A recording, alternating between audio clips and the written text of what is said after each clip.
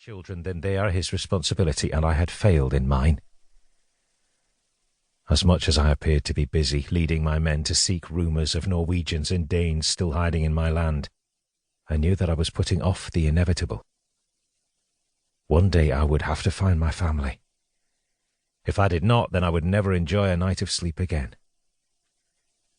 Each night in my empty hall at Hawk's Roost I tossed and turned. Only mead and ale helped me to sleep, and that was a fitful sleep. I was not strong enough, and once again it took the threads of the three sisters, the Norns, to either hang me or find me salvation. All of that meant that a year after my release I could begin to think about rescuing my family. I could take a crew and sail to Norway and beard King Harold Finehair. I would take the first steps on the vengeance trail, but it would take others to move me. King Harold had taken the heart from Sámr Ship Killer. Chapter 1. Fótr the wolf lived close to the coast on the far side of the high pass in the old Roman fort. When he had first come to our land, he and most of his people had lived at Uddulfr, but it had not been for them. There were too many they did not know, and they had joined the two Hibernians, Ed and Patrick, on the west coast of the land of the wolf. There were few people there, for the Hibernians raided the coast for slaves. He had asked for a home which looked west, for his brother still lived in the land of the Skraeling. I made him lord of that land, and his people had become part of the clan of the wolf. When that happened, those of his people who lived by the water rejoined him. It was weird, and we were all happy. I wondered at the time why he had only given the place a month, but I had other things on my mind. Men make plans and look for perfection. As much as I wished to rescue my family, I saw too many obstacles in my way. I looked around the warriors of my land and saw that all of those I would have chosen to follow me to Norway were either dead or even older than I was. The last few years had seen a few grey hairs in my beard and my hair.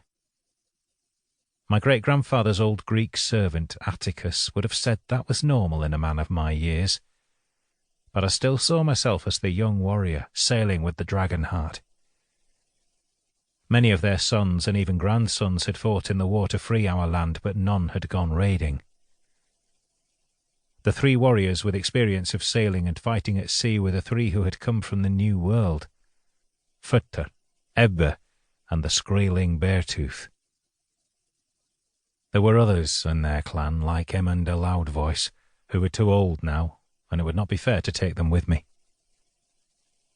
The others who had come, like Harold of Duroy and Danner, would not wish to uproot themselves.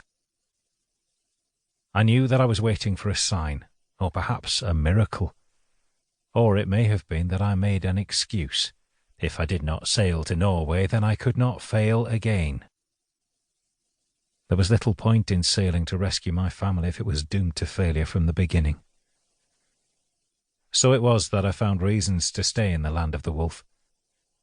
Had I been serious about going to rescue them, then I might have begun work on a drekker to take us there.